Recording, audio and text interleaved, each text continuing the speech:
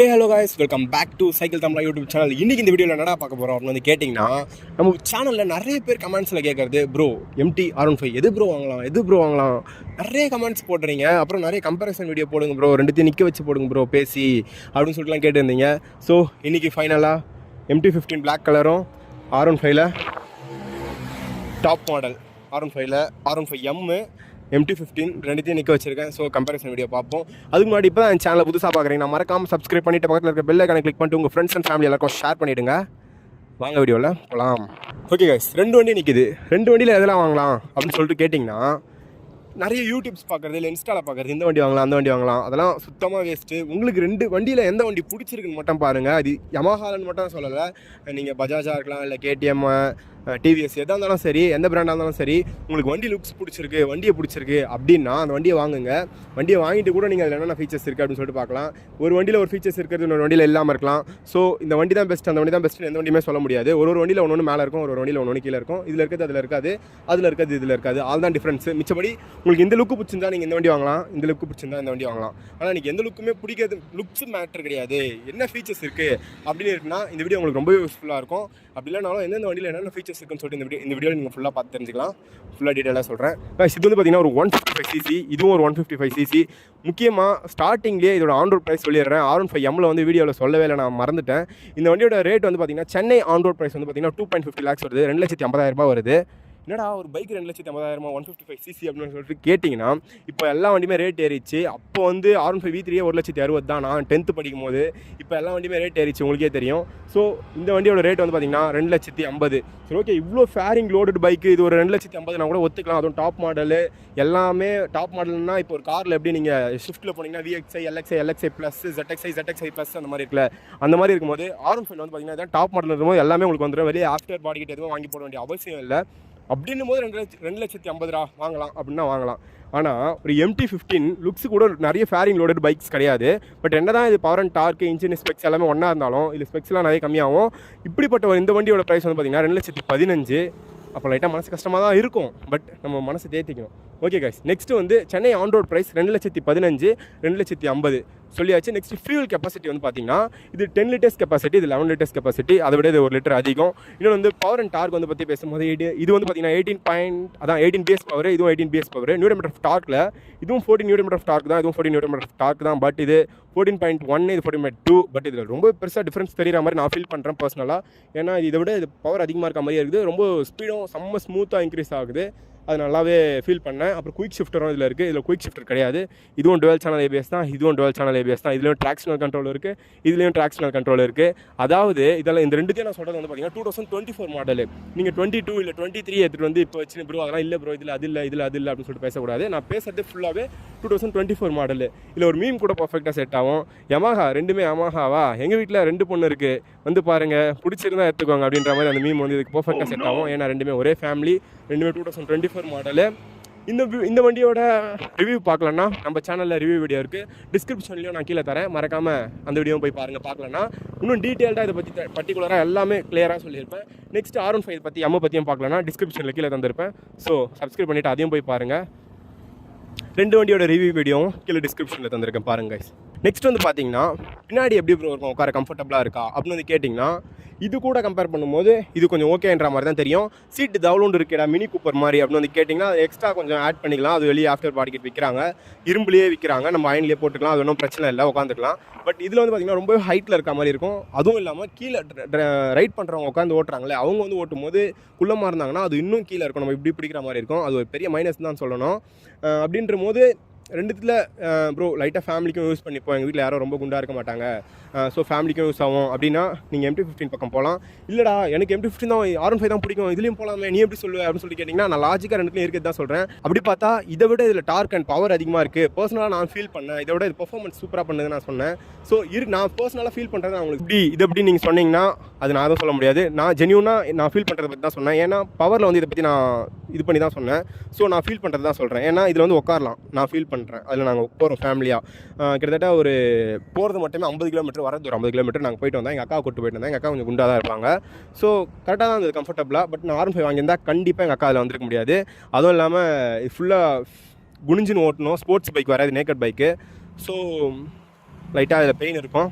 ஏற்றுக்க மனசுலனாலும் அதுதான் நெசம் அப்படின்ற மாதிரி இது கொஞ்சம் பெயின் இருக்கும், ஒத்துக்கணும் கைஸ். அப்புறம் இதில் வந்து பார்த்தீங்கன்னா எல்லாம் ஆலஜன் பல்ப் தான் தராங்க. நீங்கள் வந்து டீலக்ஸ் மாடல் போனால் தான் உங்களுக்கு எல்இடி லைட்ஸ் தருவாங்க.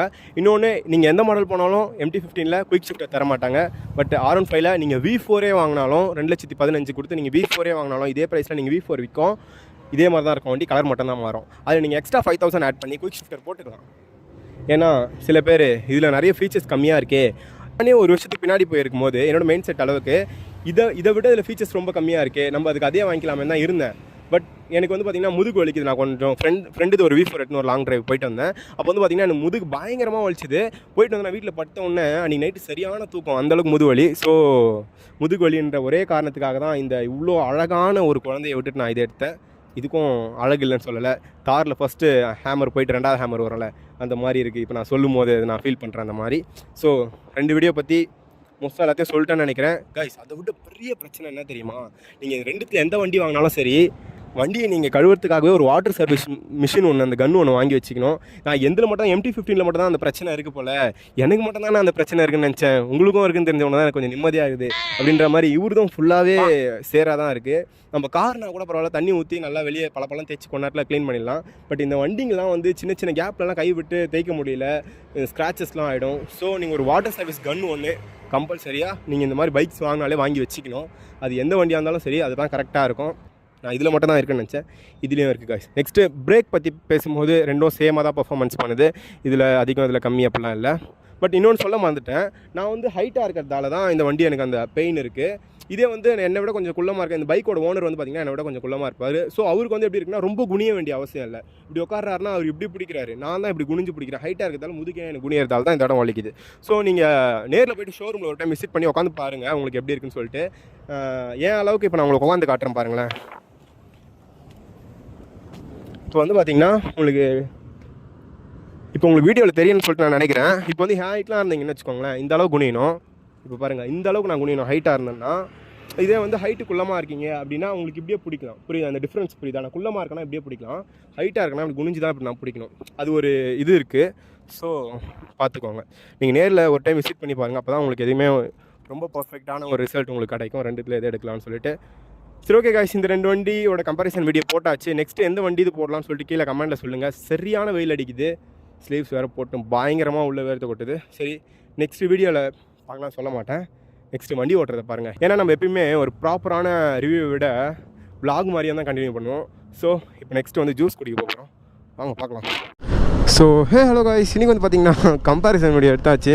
ஸோ நெக்ஸ்ட்டு போயிட்டுருக்கோம், ஒரு நல்ல ஒரு கஃபேவாக போயிட்டு ஒரு ஃப்ரெஷ் ஜூஸ் எதனா குடிக்கணும் அடிக்கிற வெயிலுக்கு. R15M பாருங்கள், ப்ரோக்கு கரெக்டாக தான் இருக்குது. ஆனால் லுக்கும் வந்து பார்த்திங்கன்னா செம்மையாக இருக்கும். பார்த்தீங்களா, லுக்கு வந்து பார்த்திங்கன்னா சூப்பராக இருக்கும். ஸ்கூட்டியோ டியோவோ ஏதோ ஒரு வண்டி எடுத்துகிட்டு ஃபார்ச்சுனர், வா செம்ம அழகாக இருக்குல்ல. என்ன தான் வயசானாலும் உன்னோட ஸ்டைலு மாறவே மாறாது. அதுதான் Fortuner. Sunroof, hill assistant control, tractional control, அப்புறம் cruise control, panoramic sunroof, 4x4 அப்புறம் என்ன தான் வந்தாலும் 360 டிகிரி என்ன தான் நீ எத்துன்னு வந்தாலும் ஒன்று தான் 4x4 தான் கொடுத்தேன் அந்த காலத்துலேயே. இன்றைக்கி வரைக்கும் நான் தான்டா இங்கே ராஜா அப்படின்ற மாதிரி இருக்குது அந்த ஃபார்ச்சுனரு. கைஸ், அப்புறமா 2 வீடியோ கம்பேரிசன் வீடியோவில் எல்லாத்தையுமே நான் சொல்லியிருப்பேன்னு நினைக்கிறேன். எதனா சொல்லலைன்னா கீழே கமெண்டில் கேளுங்க கைஸ், சொல்கிறேன் கைஸ். அப்புறமா வந்து முக்கியமான ஒன்று என்னென்னா, இன்றைக்கி தான் அது. ஆனால் நீங்கள் வந்து அந்த வீடியோ வந்து பார்த்திங்கன்னா போன வாரம் பார்த்துருப்பீங்க. R15M வந்து ரிவ்யூ வீடியோ அப்போ பார்த்துருப்பீங்க. ரேண்டமாக இன்னொருத்தர் அவர் வந்து ஸ்கூட்டியில் எங்கேயோ போயிட்டு இருந்தார் போல், காலேஜ் படிக்கிறாரு, ஃபஸ்ட் இயரு. அவங்க வந்து பார்த்துருக்காங்க. பார்த்துட்டு இந்த மாதிரி வீடியோ எடுத்துருக்கும் போது இவங்கக்கிட்ட, அதாவது அந்த R15M இன்றைக்கி தான் அது, பட் நீங்கள் அந்த வீடியோ போன வாரம் பார்த்துருப்பீங்க. அது நான் இப்போ ஏன் சொல்கிறேன்னா, அவர் வந்து இன்னொருத்தர் வந்து கேட்டது இந்த மாதிரி சைக்கிள் தமிழா யூடியூப் தானே ப்ரோன்னு கேட்டது. எனக்கு செம்ம ஹாப்பியாக இருக்குது ப்ரோ. நீங்கள் வந்து நார்மலாக தான் கேட்டு போனீங்க, ஆனால் எனக்கு அது செம்ம ரொம்ப ரொம்ப ரொம்ப ரொம்ப ரொம்ப ரொம்ப ஹாப்பியாக இருக்குது. அது வார்த்தைகளால் சொல்லவே முடியல, அந்த அளவுக்கு ஹாப்பியாக இருக்குது. ஏதோ கேஷுவலாக நீங்கள் கேட்டு போயிட்டீங்க, பட் ரொம்ப ரொம்ப ஹாப்பியாக இருக்குது ப்ரோ. எப்படின்னா, நான் அப்பயும் கேட்குறேன் ப்ரோ, சும்மா தானே சொல்கிறீங்க அப்படின்னு சொல்லிட்டு நானே கேட்குறேன். அவர் சொல்கிறாரு, ப்ரோ நீங்கள் MT-15 எடுத்தது, அப்புறம் ஃபஸ்ட்டு சர்வீஸு, அப்புறம் காலேஜ் போயிட்டு வந்தது. இந்த வீடியோலாம் நான் பார்த்தேன் ப்ரோ, சப்ஸ்கிரைப் பண்ணியிருக்கேன் ப்ரோ அப்படின்றாரா. அது ரொம்ப ரொம்ப ஹாப்பியாக இருந்தது ப்ரோ. அப்புறமா இந்த மாதிரி இதுக்கப்புறம் நிறைய பேர் பார்ப்பாங்கன்னு நினைக்கிறேன். உங்களோட லவ் அண்ட் சப்போர்ட்டுக்கு நான் ரொம்ப ரொம்ப ரொம்ப ரொம்ப தேங்க்ஸ் சொல்கிறேன். எனக்கு ரொம்பவே ஹாப்பியாக இருக்குது, சத்தியமாக ரொம்பவே ஹாப்பியாக இருக்குது. அது எப்படி சொல்கிறதுன்னு எனக்கு தெரியல. 20 minutes later. காய்ஸ், அப்புறமா ஜூஸ் குடிச்சாச்சு. மூச்சு விடாமல் அங்கே வீடியோ எடுத்து இங்கே ஒரு வாட்டர் மெலான் ஜூஸ் குடித்தேன். அப்பா ஃப்ரெஷ்ஷாக சில்லுன்னு இருந்தது, சூப்பராக இருந்தது. ஏதோ ஒரு எனர்ஜி கிடச்சா மாதிரி இருக்குது. அந்த ஏதோ ஃப்ரீ காய் ஏதோ ஒரு மூவி ஒன்று வரும்ல, மெடிக்கெட் இப்படி எடுத்து போட்டு கேம் போல்டு மாதிரி, அதில் போய்ட்டு அந்த எனர்ஜி மெடிக்கெட் சாப்பிட்டோன்னே அவனுக்கு ஒரு எனர்ஜி வந்த மாதிரி இருக்குல்ல, அந்த மாதிரி இருக்குது. இப்போ அந்த மூவி நிறைய அந்த மாதிரி மார்வல் இந்த மாதிரி மூவிஸாக பார்த்து ஸ்டெப்ஸ் ஏறும்போது எப்படி இருக்குன்னா, ஸ்டெப்ஸ் உள்ள காலேஜில் எங்களுக்கு மேலே 3rd ஃப்ளோரில் தான் கிளாஸு. ஸோ ஸ்டெப்ஸ் ஏறி போகிறோமே, அப்போ ஸ்டெப்ஸ் ஏறும்போது எப்படி இருக்குன்னா, இப்படி கை வச்சு இப்படி பண்ணால் நம்ம எப்படி மேலே பறந்து போனால் எப்படி இருக்கும், அயன்மேன் மாதிரி. ஸோ அப்படிலாம் திங்க் பண்ணிவிட்டு லூஸ் மாதிரி பண்ணிகிட்ருக்கேன். சரி பார்க்கலாம் உங்களுக்கு ப்ரோ. போய்ட்டு ப்ரோ, பாய். நெக்ஸ்ட்டு மீட் பண்ணுவோம். Okay bro, bye bro. எத்தனை தேங்க்ஸ் ப்ரோ.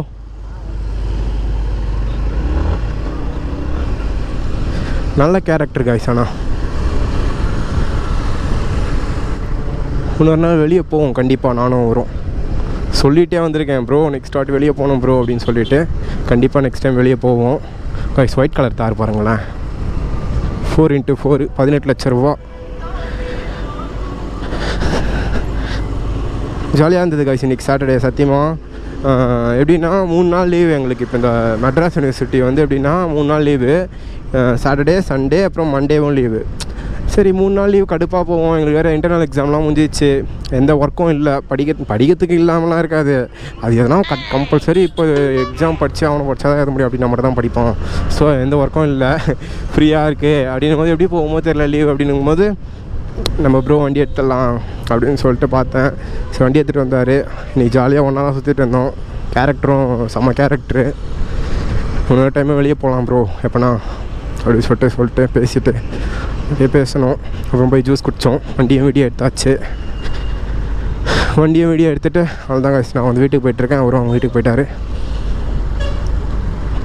அப்புறம் இன்றைக்கி வேறு ஒரு குட் நியூஸ் என்னென்னா, இன்னொரு சப்ஸ்கிரைபர் ஒருத்தரை மீட் பண்ணோம் அந்த இடத்துல. ரொம்பவே ஹாப்பியாக இருக்குது. போலீஸ் வேறு இருக்கிறாங்க, பிடிச்சாங்கன்னா என்ன கேட்பாங்க.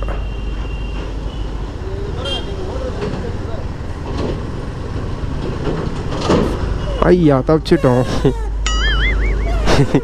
ஏதோ தப்பிச்சு வந்த மாதிரி இருக்குது.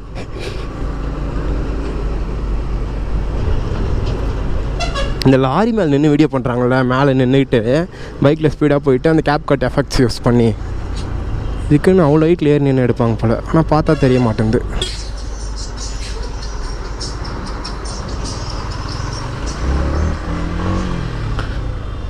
சரி ஓகே காய்ஸ், அப்புறமா இன்றைக்கி நாளும் சூப்பராக போச்சு. இந்த வீடியோவும் சூப்பராக இருக்கும்னு சொல்லிவிட்டு நினைக்கிறேன்.